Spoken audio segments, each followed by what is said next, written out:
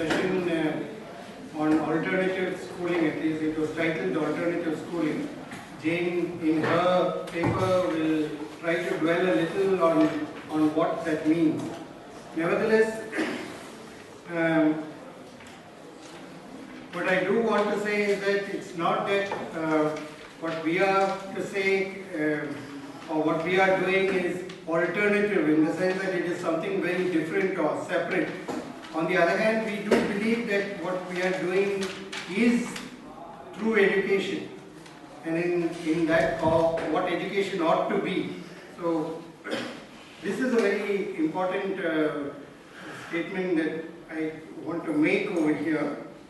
But this is also not to say that we have arrived at all the answers to the philosophical and pedagogical questions that arise from this. It is to say that we are making an honest search for these questions, and we are very open to these questions. We are learning and evolving as we go along. We have Jane Sahi.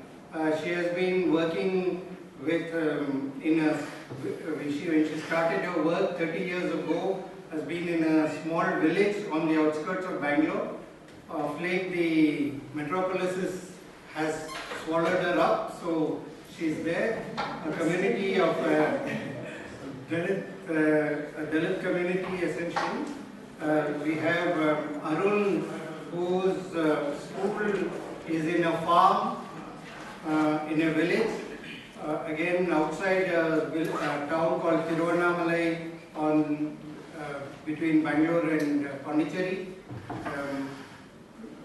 Again, it's around agriculture and environment being a very important emphasis of the school.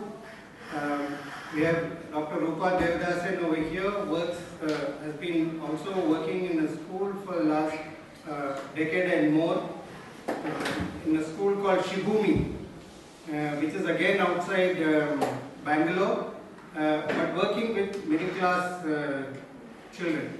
So now I invite Jane to make her first presentation.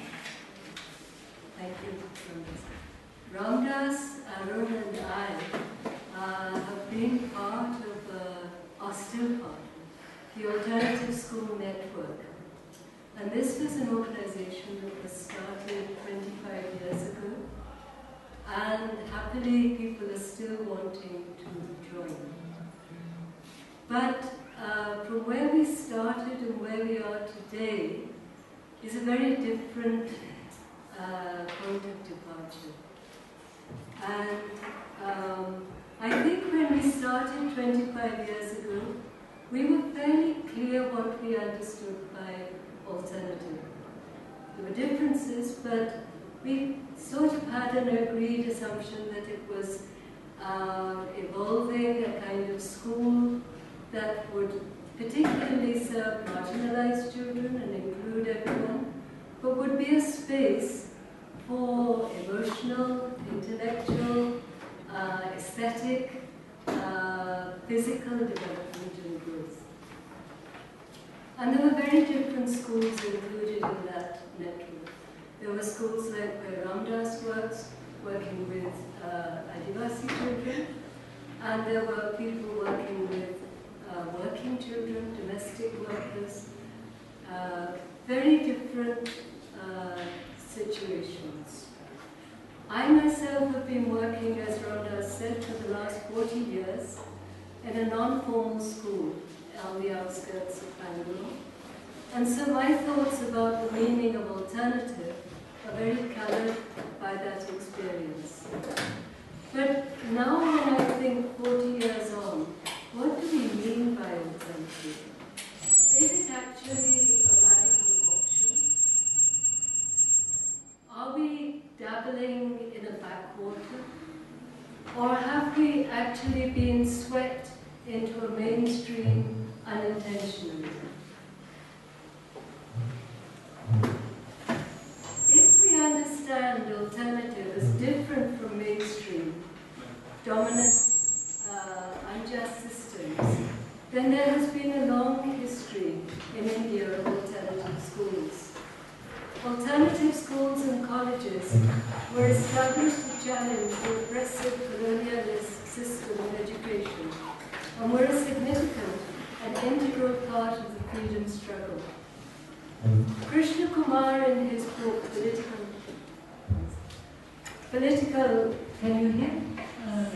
Political Agenda of Education, argues convincingly that the British authorities centralized the production of textbooks and the evaluation system and thereby disempowered low-paid teachers who had scant control over the content of their curriculum, over their methods, over the means of evaluation.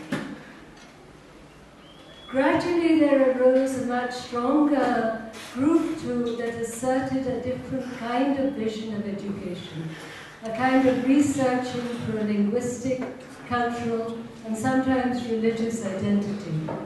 And these schools were very different. For example, the Arya Samaj in the 19th century started a kind of revivalist school to discover religious and reassert religious roots of people's experiences. And then we have much later in the 1930s, somewhere like the Krishnamurti school, which was a very modernist, secular school. And some of the reformers were like Pandita Ramabai, Savitribai, Phule, and Ambedkar, who were really struggling to include children who had otherwise been excluded on account of caste or gender. The nationalist schools did not actually very strongly contest the idea of a competitive system, nor did they challenge a view of development and progress that threatened to damage the environment, disrupt communities, and undermine sustainable lifestyles.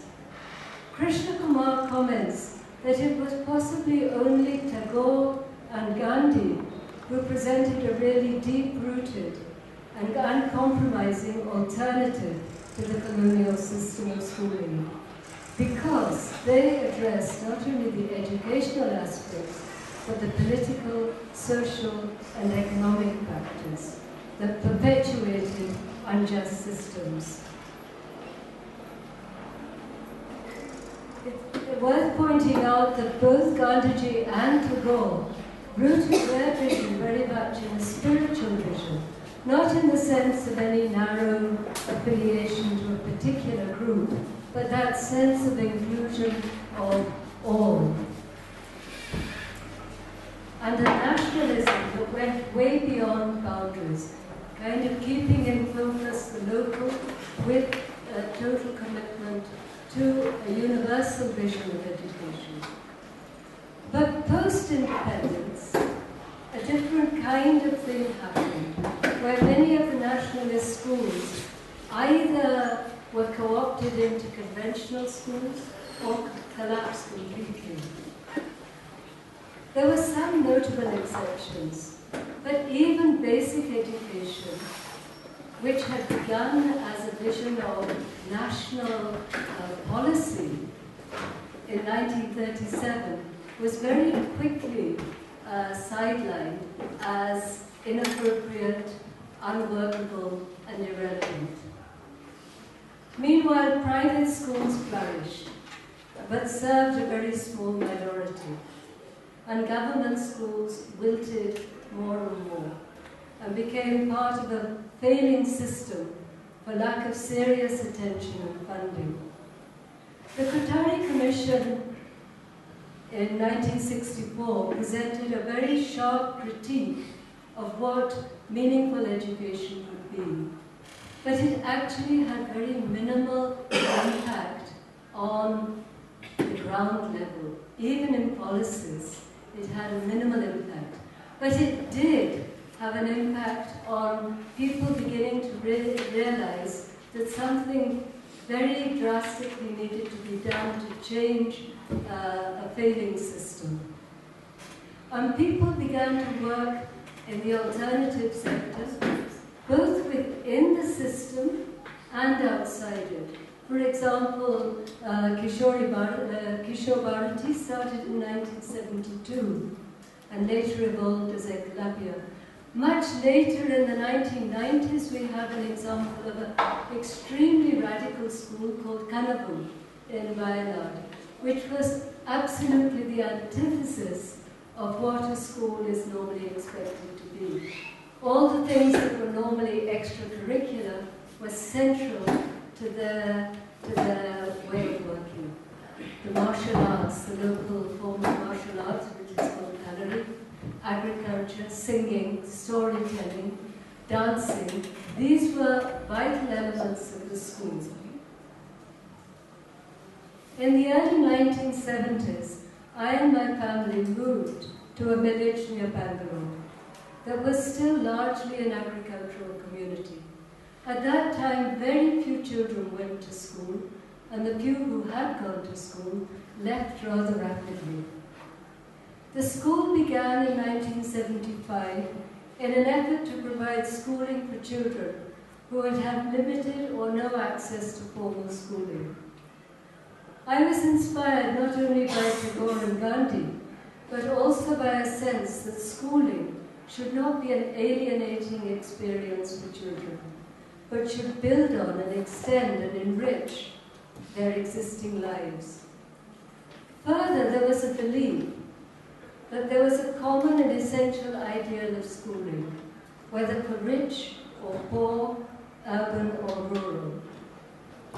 There was in all this a certain naivety and an apolitical stance, molded in a liberal's belief that education in itself could be transformative, regardless of social and economic constraints and cultural differences. There was at that time a ferment happening in other parts of the world. The preschool movement, many of you will be familiar with names like John Holt, Herbert Cole, John Dewey. There were a range of people from the beginning of the 20th century working in America, in Europe, about the preschool movement, the progressive school movement. But these also largely believed that the individual could be molded in such a way, shaped in such a way, that they would be agents of transformation. So alternative at this juncture then was conceived as a nurturing equal space for any child to grow in a positive way. The same kind of language is now to be found in the RTE itself. Learning through activities, I'm quoting from the RTE, from the curriculum and completion of elementary education. Learning through activities, discovery and exploration in a child-friendly and child-centered manner, making the child free of fear, trauma and anxiety, and helping the child to express their views freely. Very similar words are to be found on almost every boarding of any of these new private international schools. And it feels sometimes as though the very language that we used in the 1970s has been co-opted by a dominant discourse.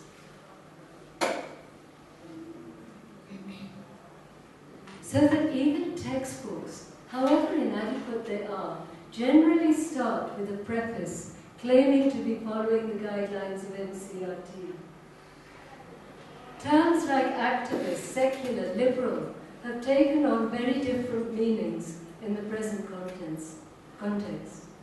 Even to discuss the place of values in education is highly problematic in the present situation.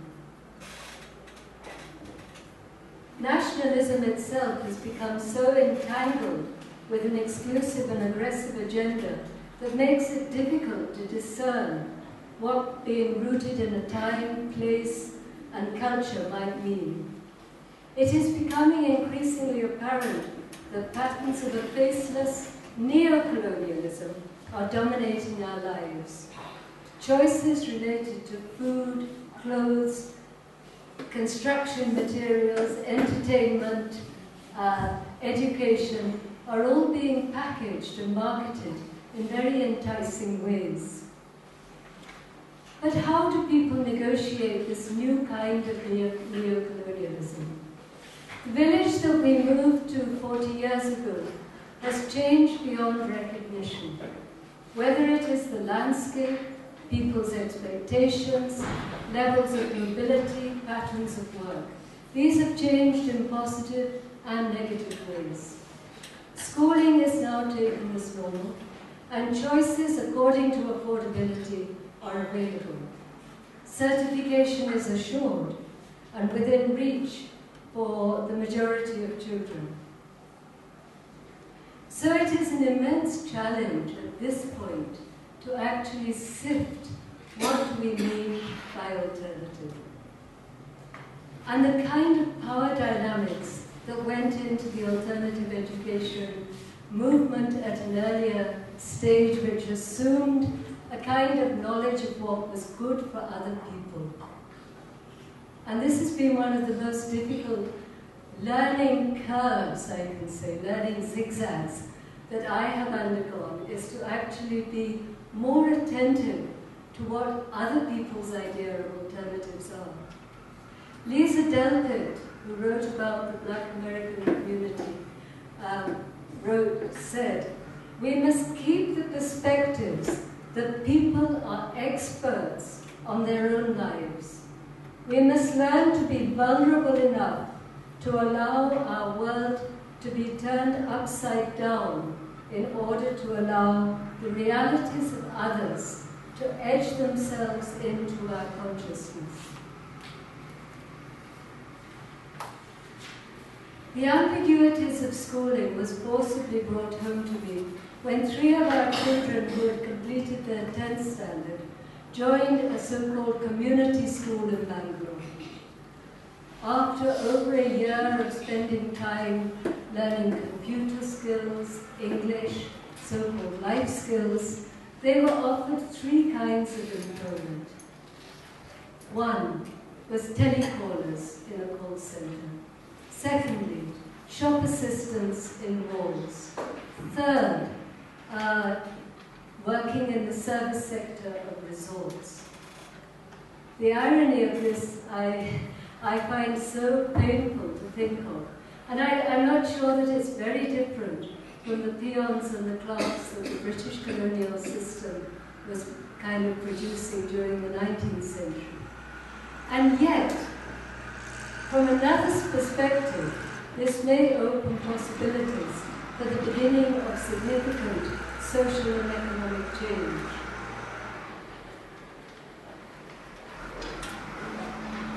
One meaning of alternative is to seriously provide options for people to choose from. Can schooling support the imagining of different futures that not only look at individuals' advancement, but the whole communities, including, as Gandhi termed it, the Antyodaya, the least privileged and the most marginalized. The future is seeded in here and now. And one of the most disturbing aspects of the present schooling, for me, is the enormous waste of children's time and energy. We seem to think that getting children into school, we have accomplished something. But when I think of that wastage, and not only wastage, it's a dangerous wastage, because it's kind of preparing people for a very deep resentment and a kind of aggression that will come out of the kind of violence they experience in schools.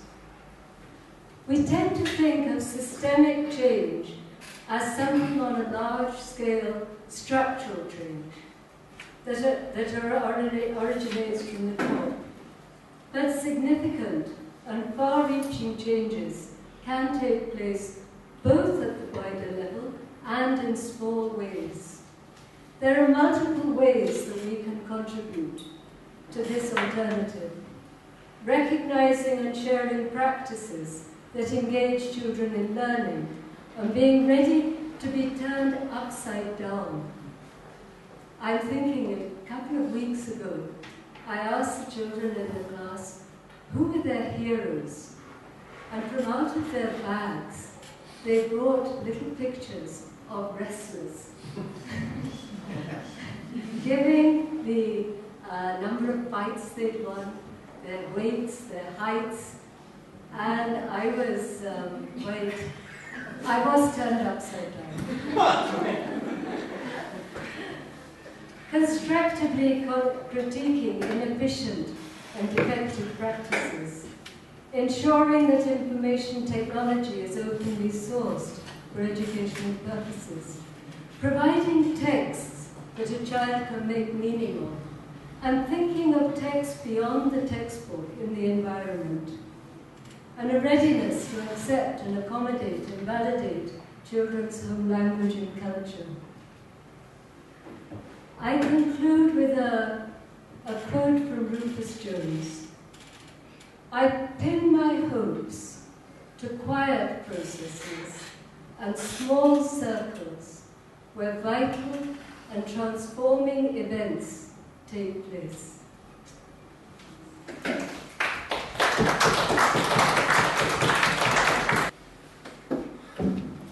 I should have insisted that I speak first. I don't know what to say after the end. Maybe I said everything and so difficult act to follow. But I'm so glad because pretty much covered everything and whatever nonsense I did doesn't really matter. I've changed my mind at least 5 times about what I'm going to speak. Even over lunch I was not sure what I'm going to say. That also in a way captures Madham, because Madham is in a journey. We are 7 years old. So what we teach, how we teach is constantly changing. And each staff meeting when we all gather to speak, some new idea comes which gets implemented. So in a way we are born post-RT. So that's a reality which exists as far as we are concerned outside. So there is a dance that we carry out. Maybe we shouldn't be saying this in public forums, but there's a dance that we carry out of what government expects and what happens inside school. So there's a couple of dancers in between who do all the textbooks and acquiring the textbooks, and then the inspectors come, say this is what we are following, Samachi, it can be or whatever, and then these are the marks and whatever, while our children are never given test or whatever. So what happens inside is the real thing. So when we decided to start, so what to teach children, what to put in that basket, and really there's everything in the world seems to be put in the basket of learning. And does everything need to be there? This question came up. And one of my colleagues, I was teaching in the Krishnamurti school earlier, she said, it doesn't matter what you teach, as long as it connects to the children and you choose some random stuff and teach it. And if it connects, that's education. As long as they're learning something, that's education. Does everything need to be there? This question came up. Anyway, from there we started. So I'm basically going to initially examine what goes in the form of curriculum and some of the implications of that. So I cannot put it under 7 categories. The first one is worldview. I wonder, whatever is taught comes with a package as a worldview. I wonder if anything is neutral. In the way what curriculum is designed, I feel that the industrial viewpoint being presented, post-industrial revolution point, that everyone should develop, and another certain model which is there in every subject I feel. When you teach history, you're talking about the conquerors. The story is not the people. Now I was talking to a history teacher in the morning, and he said it's emerging slowly in higher education. But school book text history is just a story of conquerors. In fact, 2 days back I was in class, one of the teachers had drawn a timeline and had drawn Alexander the Great. Is Alexander the Great? What are we telling children? A maniac was great? There's no questioning of anything. It's just worldviews presented as just keep repeating whatever goes on. Near our, the Ramdas story, near our town there is a fort, a very old fort. People ask, who was the king of that fort? It's just an absurd question, 800 years of history, and you want to have one king. And there is one king everyone knows. His name is Tej Singh, commonly known as Desing Raja. A lot of folk tales and all that. We don't want to talk about him, and around Sindhi there are colleges, various kinds of institutions which are named after him.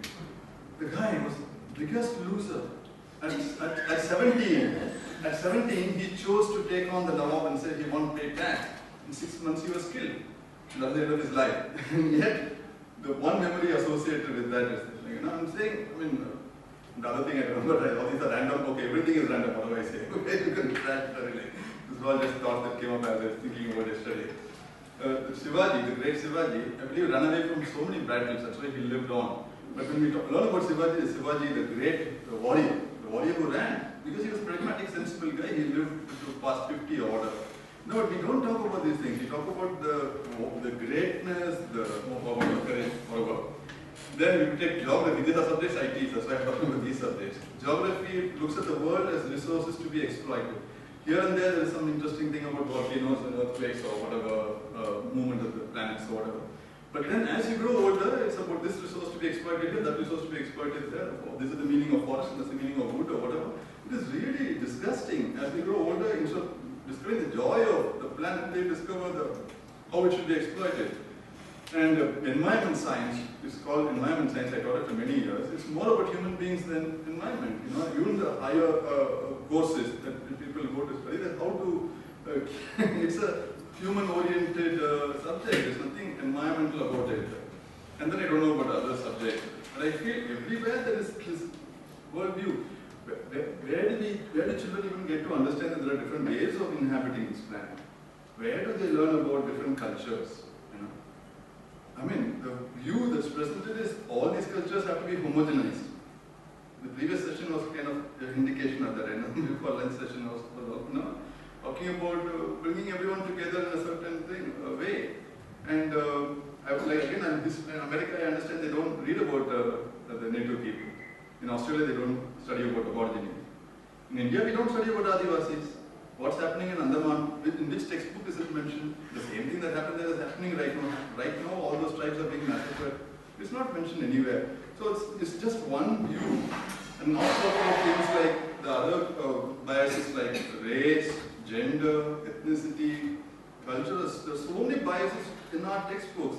The colors of people that are there, so many things which can be really questioned. So I feel there's one worldview being imposed on the children through the curriculum, and that I think that's to be questioned, and that's one point. The second thing I want to bring about is how much knowledge is okay. Do they really need to learn all the things that they are learning? And particularly today, when information is available at the press of a button, what is the point of accumulative knowledge? And who remembers what they learned in school anyway? And isn't it more important to teach them how to access knowledge, how to gather, put together your thoughts, how to present something? The tools are very different. Knowledge is not just acquisitive and you go on adding. So in this realm, I wonder how much knowledge is okay. And I think all children are curious. All children have questions. Can what we teach meet their questions rather than put answers to questions that don't exist in their head? I have a 7-year-old, she asked me about how we went up the hill last week.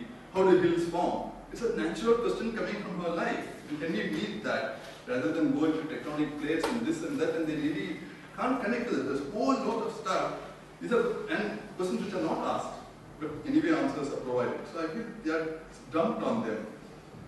So I feel can what is being taught sate their curiosity and stoke it further? Can each child go on a journey of discovery, this her own? Why should it be the same journey for everyone? Can each child come upon, can they be their own learning? And can learning be a joyful process?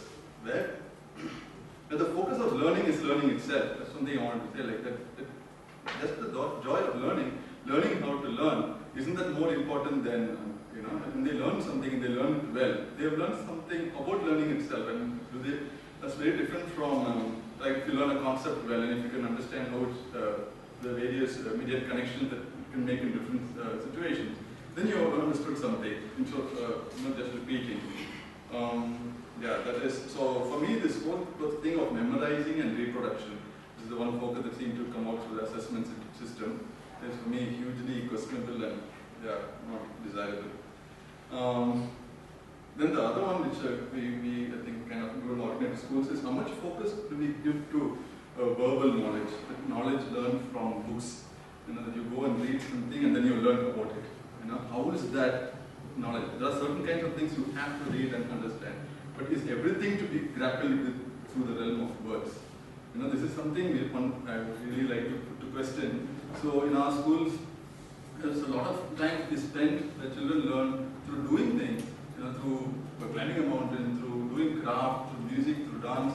These things are generally seen co-curricular. So to me it seems like in a big meal it's a pickle or a small dessert. But I feel that itself should be very much a part of the meal.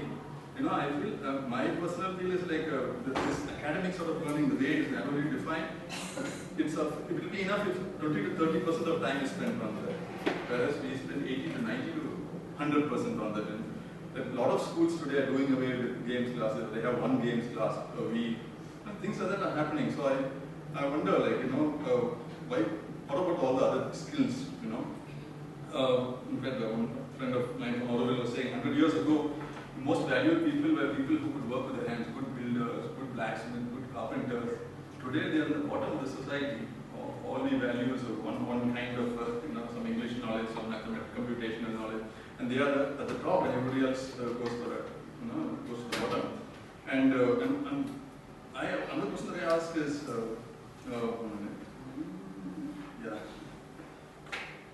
this knowledge, so to speak, I wonder what it really means, because we have engineers like me who can't recognize a valve if you see it. If my car, I don't have a car, but if a car breaks down, I have to call a roadside mechanic to even diagnose the problem.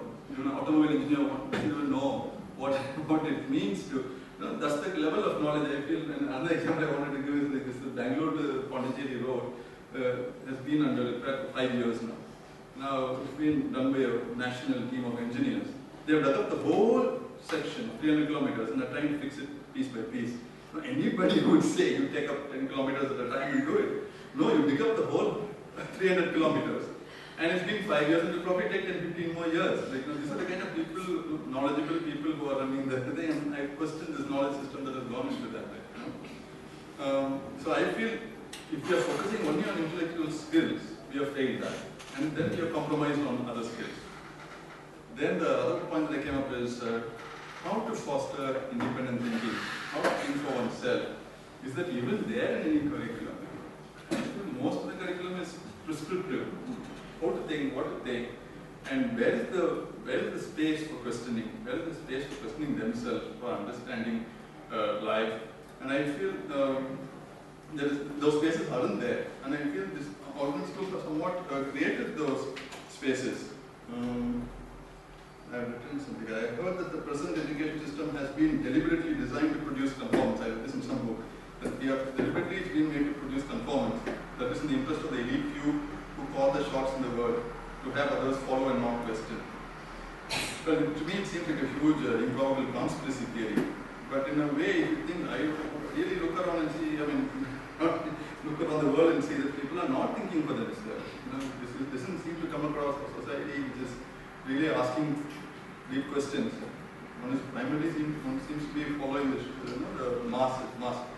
And there is, so this space for questioning and understanding oneself is the point I want to make. The other thing is, this is something that came from watching this movie, God Must Be Crazy, in which they say this guy talks about the present human being live in a very complicated world.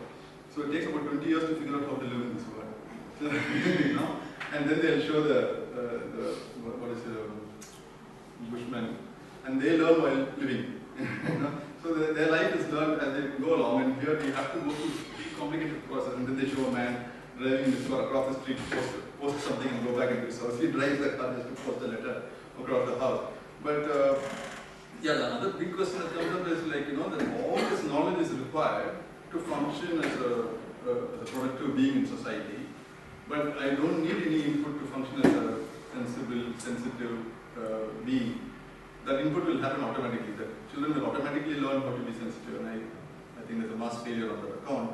Where is the space? Can there be spaces for that kind of stuff? And I feel one of the important things is not to say how to live. I'm not suggesting that we can teach children how to be sensitive, but I feel it will come through leaving children alone, through giving them spaces to be on their own, which are not adult controlled. So So the emphasis really here is unstructured time for children. Children know how to spend time, know how they learn lots from each other. There's so much that can happen. And this is something that has, I think, completely vaporized in the last few decades. That there's no space, at least even when we are growing up, we used to have lots of free time. We are playing around, running around. All that across the world seems to be disappearing, where people are going to tuitions or this class or that class. And there's just no time for themselves. And in schools to have spaces like, I'm talking about like, something that's been interesting for me is we have a circle time in Krishnamurti schools, we call it culture class, where we talk to children about their feelings. Like, yesterday Arun was mentioning about sexuality and the need to talk about things, all these things which are swept away under the carpet. How will children learn about sexuality? How will they learn about growing up? Unless you have spaces for bringing it up in a healthy manner. So the need for conversation space, that's the other point. And yeah, the other very important thing as far as Mardam is concerned is that all of us are also involved in afforestation and really concerned about the ecological crisis. So our school is inclined towards nature, as Anna mentioned. So in fact my first paper was just on the importance of nature education, and I decided not to do away with it because it can be, if you sit and think about it, you'll get the point. But the thing is that most children, at least in urban setup, are growing up without any connect to nature, which is really scary. Everything, there's such alienation to nature that it's a very scary phenomenon, that the world is becoming so what's the word? No, non-human, everything non-human is scary, so human-centered and fear of everything, whereas there's so much richness in life from inhabiting the planet with other species, to connect to other species. Today morning I was standing outside on the fig tree, there was a scaly me of building a nest. Just to connect to something else, it's beautiful, and then that spaces are being lost in this kind of landscape. There is still nature clinging on here and there, and how to connect children to that, And I feel the very important point that Monvia was making is that in the rate we are creating our youngsters, the way our youngsters are being groomed, the future protectors of the planet don't exist. We are wiping out protectors because children are growing up without any sense of connection to nature. So who's going to protect nature? And already the crisis is looming so large. So that's one more point. The last point I want to say is that inclusivity. They mentioned it. Education institutions are so clearly stratified in terms of privilege, economic privilege, culture, caste, urban, narrowly defined academic ability. So there's so much stratification. So can there be spaces where children can be together, learn in different styles, be different beings, and still share the same spaces and learn at their own pace? And I feel there is a crying need for something like that. And when the focus is on narrowly defined academics, then it becomes very difficult. But when you put so much on the basket where there's so much different learning possibilities, it's possible to include. And I feel schools should be reflective of society. If they grow up among one bunch of people speaking in their own language and their own culture, then they feel already there's a disconnect to the rest of the world. And they go through life like that. I've noticed that, certain sections of public, the children go through their circle of friends is always what it is when the school started. And that school should reflect, society and foster inclusivity right at the start. And these are some random points that I put together.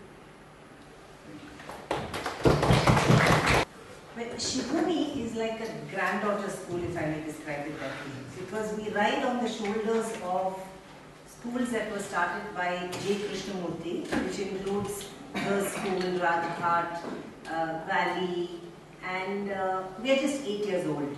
But our colleagues, the colleagues I work with, are both people who've been there from the start and students of these schools. So we have a rather special group of teachers, if I may say so. We are a very small school.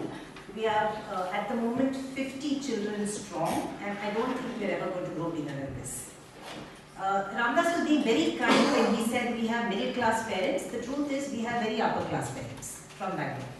But we have parents who are interested in a different kind of education for their schools, for their children, and I'm going to just read because Krishnamurti put it so much better than I ever could. He says, there is no end to education. It is not that you read a book, pass an examination and finish with education.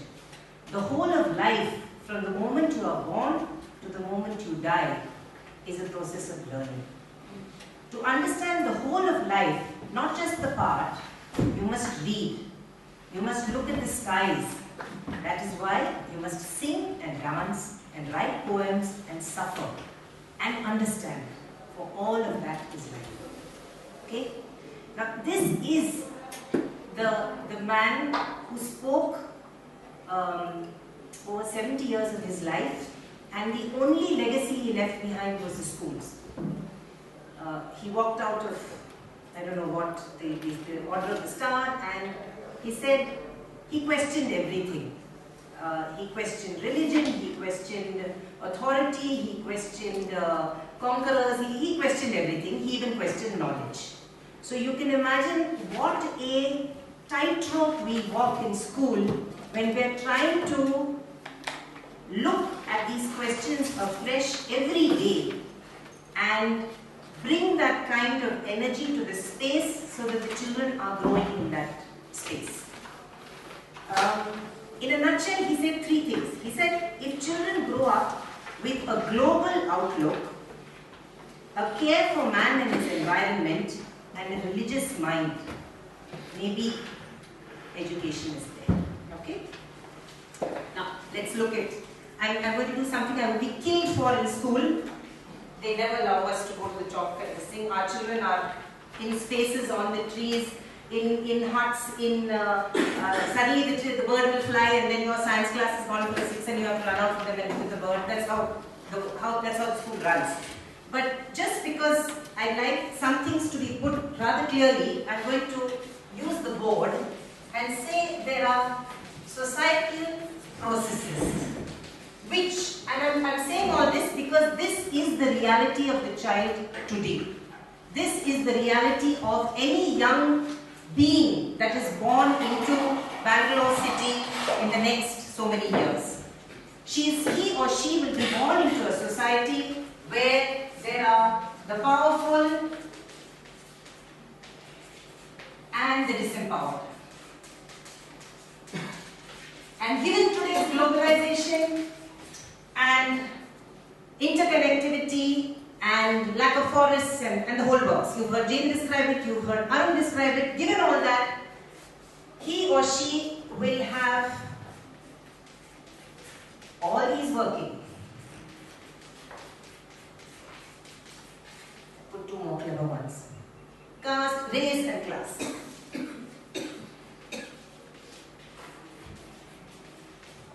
Okay? Now, the question for us is, how do we bring up a child to understand this, all these biases, and still live intelligently in the world? Right? How do we do that? So the question now comes, when does learning start? And as I said, it starts from the very young. So one of the first things we have done in school is over the last 2 to 3 years got the tiny tots in. So they come in even in the preschool stage. And we work very closely with the parents. We've been insisting that the mothers and the fathers come in, either one or the other, if not both. And they are watching the space all the time and trying to understand how we deal with issues, right? And the tiny tots, let me tell you, the best critical thinkers in the world are the little ones. We kill it with education. We kill it. Because the way the questions come fresh and completely without any inhibition is something an adult can never do. Right? So you'll have them coming in saying, I'll tell you a story of last week. We do community work in the first hour where we all clean the school together. And this goes across ages. We have a vertical age group. So the little 6-year-old Mauriki came to me and she said, Roopa auntie, I mopped for 3 days and I don't want to mop today. And then she looks at me hard and she says, and don't give me that story about how my mother cooks for me every day, okay? I'm not going to listen to that. What do you do? You're brought to your knees and you mop with her. You see? That's how it works. They have a way, if you're listening to them well and with great heart and you're linking to them, they're asking things that can transform your life. You don't need to transform theirs, let me assure you. They will transform your life. Because I think these three qualities in a teacher of deep listening, the ability to watch with a child together and come to something which you see together is the act of learning, in which I feel all of us as children, adults, older people, if we are engaging in that every day, then there is no need for curriculum and all this stuff. I mean, I understand what you mean by what curriculum do you bring to this, right? I mean, what curriculum do you bring to death? What curriculum do you bring to marriage, to bringing up a child? I mean, I remember thinking that I was prepared for medicine, I was prepared for 7 years I learned, and yet when the first death of a patient hit me, I was totally unprepared. Nothing in my life had prepared me because I hadn't seen a death in my family, right? And these are all normal things that happen in everybody's lives. So what is an education that doesn't take all this into account? The processes. How do we even justify our role as educationists if we can't look at all this? Then, so you have this, and then you say, what is the curriculum and what is the pedagogy? This I have covered. This is very straightforward. It's watching, it's listening, and listening in the way the Chinese letter does it, you know. Have you seen the Chinese letter? There's a beautiful one which shows you have the ears, then you have the eyes, then you have the heart, right? And that is deep listening, and that's terribly important, because if you want to bring up a child without fear, you have to remember all the time that 96% of what you say is in your tone and only 4% is the words. I mean, these are all really important things for teachers and for all of us to remember. And somehow, I feel I'm still discovering them as I'm engaging with each child in my life. Each child I come across teaches me one more thing and I say, oh Lord, I goofed again. You know? So, I feel that if a teacher is constantly learning, the children will learn with her or him. Otherwise, it's dead. I see what Krishnamurti means by saying you end up with a mediocrity, a deadness, a stagnation. Right? Yes. Now, how do we do this? So there's this watching, there's the listening, and there was one more thing I said: knowing oneself and the world. And I think both the previous speakers have talked about this. What are your roots and where do you come from? Right? What is the narrative of your culture? Where, like it took me years to understand that when I spoke and when I reacted, I was reacting half from my North Indian father who had moved across the border from Pakistan and my very Tamilian Iyengar mother. I could hear the two voices going separately in me, you know. But until I understood that, I didn't know who I was. And I don't think any child, until they know who they are, has a voice of isness. I want to call it isness. They know who they are, and then they are empowered to move on in the world. They are empowered to change things, to be creative, to be all that. But until you give them that space, that very safe space and that nurturing space to know who they are, they're lost. And they only hear these voices and then they hear loads of information. So, that I think is terribly important. Now the curriculum, how it's evolved, has been, as all the previous speakers said, always in evolution. Every year we say, oh, now what will we do this year? And we rewrote the curriculum, I think twice at least in 8 years. But what we've come to now, roughly, is the 5 and 6 year olds are in what is called a lot of free play. They have very little of reading and writing. They come to it when they want to, when they're curious. Then you have a slightly more this thing towards mathematics, the language, and still a lot of handwork, craft. The first years they're mostly in the sandpit, they're walking around, they're under the trees, they're climbing the trees. That continues, by the way, it's never that ends. Sandpit becomes less, but the trees continues for a long time. Then, when they reach around 11, 8 to 11 is another kind of age group. So there are no classes, there are no horizontal groups by age. They work in what are called mixed age groups, and the aim again is always to keep the question alive. And for that, the teacher has to be really, really watchful, because if you don't have very strong rules, we don't have any rules, then you have to be very sensitive to what's happening, what's the background of the child, who's confident, who doesn't have that ability to speak up in the group. There's so much going on in that group that you're exhausted at the end of the day. And when you do this in school, then we have things like excursions, which we take them always third class, because life is there in all its wonderful details. You go in a third class compartment from Bengaluru to wherever, Varanasi or Delhi or whatever, you see all of them, all its colors. I think there's no better, because the questions will be there. Why did he do that? Why is that man doing that way? Why is he dressed that way? And they're learning all the time. They're learning all the time. So you have the excursions, you have the exposures. So we send them to say a place like Bhaskaran or Sanctuary in Wayanad, or places where they see people who are passionate about what they do and work deeply with issues. So it's a kind of gradual exposure, and we're watching them from when they're very young, so we know who to direct to what and who might benefit from what, but it's always done in conjunction with the child. The choice is always made in conjunction with the child.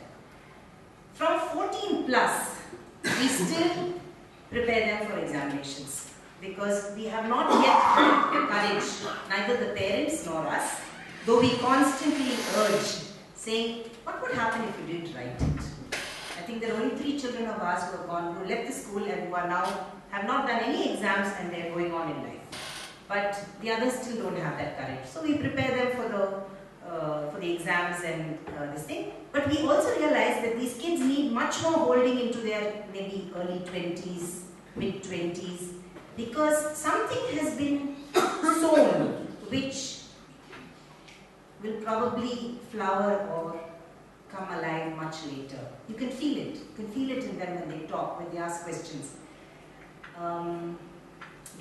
Then we also have something called school away from school, where the whole school moves to a place of great natural beauty. So one year it may be the sea, one year it may be the mountains, one year it may be the forest, but all of us go. All the teachers and all the kids, except the littlest ones who can't stay away from parents. So the whole school goes. And we try to understand what it is to adapt to that rhythm of life which the locals have. And that brings tremendous learning as well. So there's a lot of sort of traveling, challenge and learning and all that. I think I have sort of covered everything. Yes, the last point, which is what Arun called circle time or dialogue. And this is, for the littlest ones, they call it circle time, and it's kind of we sit in a circle and they just talk about their day, something that struck them, something that upset them. And it's clearly understood that this is a circle of trust, this is a circle of listening, and we don't complain, right? We don't complain in the circle. So there's an ability to start looking at things, taking a step back, understanding what was my role in the situation. As they grow older, circle time goes into even the older ones. But you can see with I'm mostly with 11 to 14-year-olds. All the issues of adolescence crop up. You know, the haircuts and the prongs and the earrings for the little girls, and it's that whole thing of sex and sexuality and the boys looking at them. All that comes up in circle time. And then we go on to them as they go to 16, 18, and it becomes much, much larger issues of me and the world. And you can see the 18-year-olds are struggling with the tension of everyone around telling them, what's your next, what are you going to do in college? What kind of job are you going to do? Are you going to have enough money to earn? And you can see all that playing out with, the exams. That's it. Okay, I try to be as brief as possible, but mostly to just put some things in, try to sort of put some things in context. We work with the Adivasi community in the Blue in a place called Bengaluru. It's just 50 kilometers before Ooty. There are 5 tribal communities over there, and we work with all of them in a 50-kilometer radius covering 2 taluks. So there are over 300 villages. Some of it are inside the Mudumalai Wildlife Tiger Reserve and so on. So they are spread out in a very wide area. Our whole educational intervention, I would say, was started about 10 years after the work there began. So the work there began as a land rights movement. So in 1985, the work started there to get back the land that the Adivasi people had lost. So, you have to remember that in the mid 18th century, 19th century onwards, the British came in and started planting tea and coffee in the area. The Adivasi community was steadily pushed out from their homelands and kept moving, and they didn't mind too much till up until 1984, when the forest tax came and the Mudumalai the forest was declared as a wildlife sanctuary, a national park. And as you know, with the national park, human entry access is completely cut off.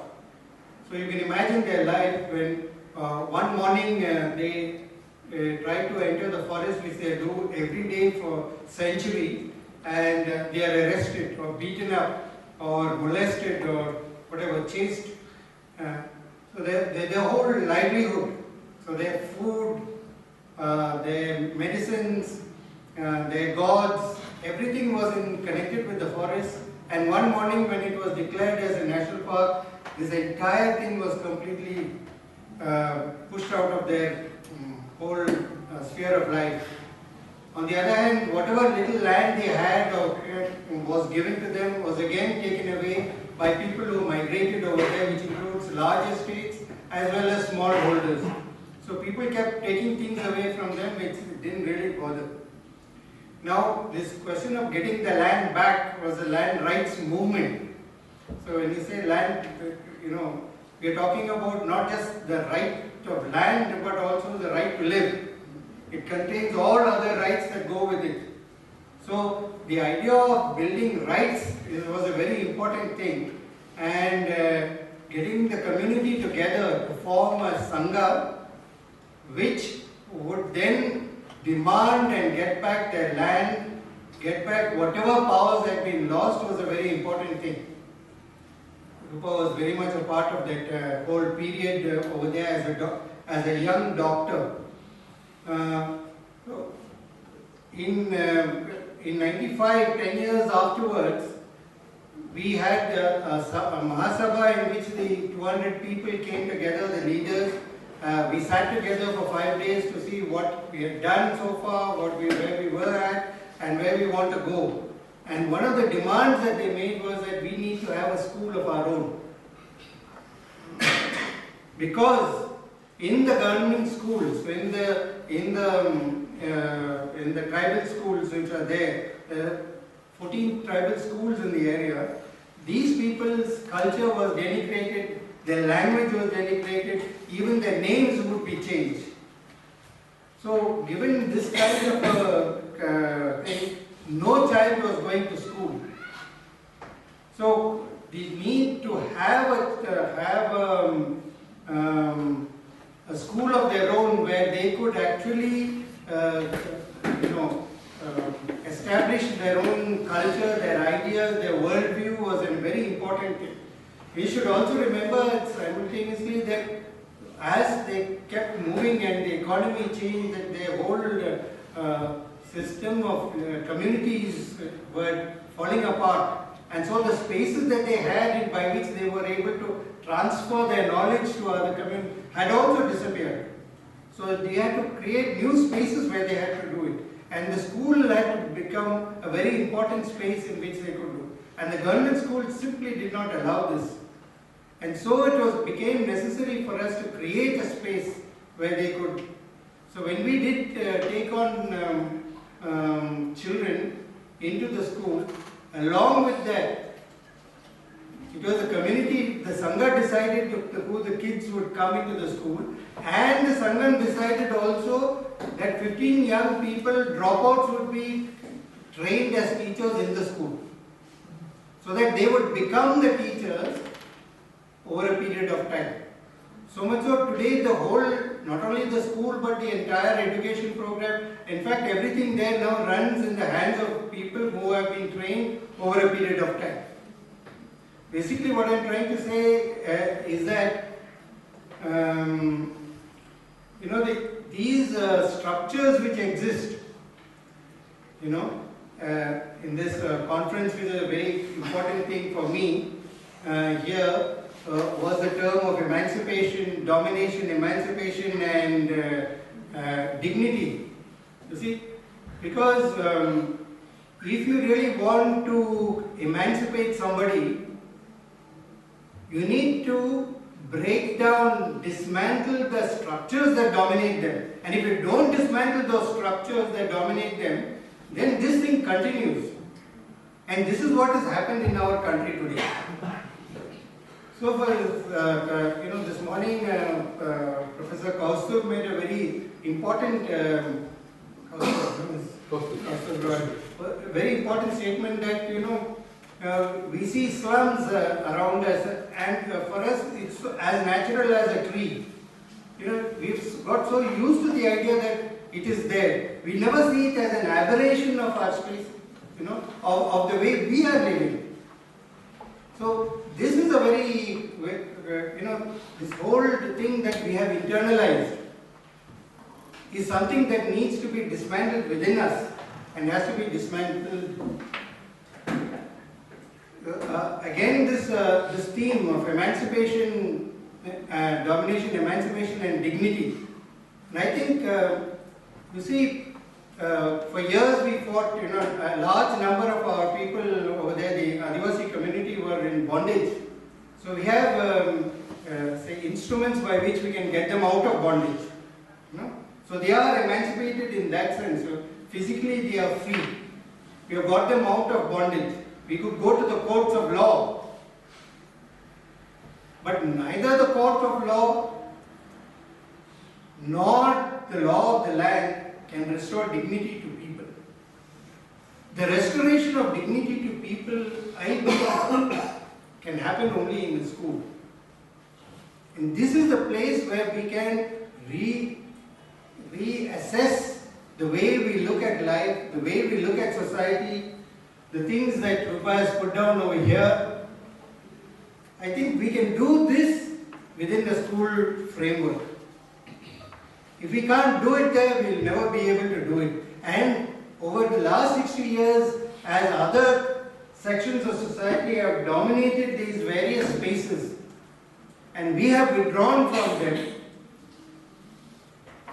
these very sections that have dominated us continue to dominate us, and we seem to be steadily losing ground. So for us, it's very, very important that whatever changes that take place within the Adivasi community are irreversible. So the classroom is not just a space in which we teach subjects. It is a space where the community can enter. Freire talked about using the material of life, the material that people have, to be able to use it for themselves as subjects. And I think that's very important. For us, the history of the Sangha is part of the history of the school. The community people come inside, the elders come in, teach their songs, their stories, their dances, their struggles, their aspirations. All this becomes part of the school's curriculum. And these are very important things that we feel that will help to restore the dignity of the community. because for us it's very important that the things that they lost out on, the areas of power that they lost out on have to be restored. You see, power, we often talk about empowerment, you know. We always bandy this word of empowerment. But when somebody says we have empowered another person, the question we need to ask is not how empowered is that person. What we need to ask is, who did you disempower in order to empower? Because power is a finite thing. It is only that much is available. And in any situation you need to be able to cut something off from somebody, which includes me in my space in the school. So this very conscious situation of whenever we start something, that we spend a period of time, whether it is 5 years, 10 years, whatever, in which we will leave the thing, withdraw from it and let somebody else take it over. Not easy. But this process is a very important process of empowerment. So some of these are the things that we have tried to bring into the whole, not just into the school because it's a very small area in itself, but we work with the community around. We work with over 3,000 kids in the 2 taluks. We spend a lot of time through young people from the communities working with them to talk about these things. Why is it that they are where they are, at the bottom rung of a social, economic and political ladder? Is it their fault that they are there, or is it someone else has imposed it upon them? And how does one get over this whole situation? What is how do you get over it and ensure that you don't get trapped into another situation? So these are the questions that really are very much in the core of our minds. And so the school is not just a school, it's a place where we try to bring in much more than just history, geography and maths. So I'll stop here now.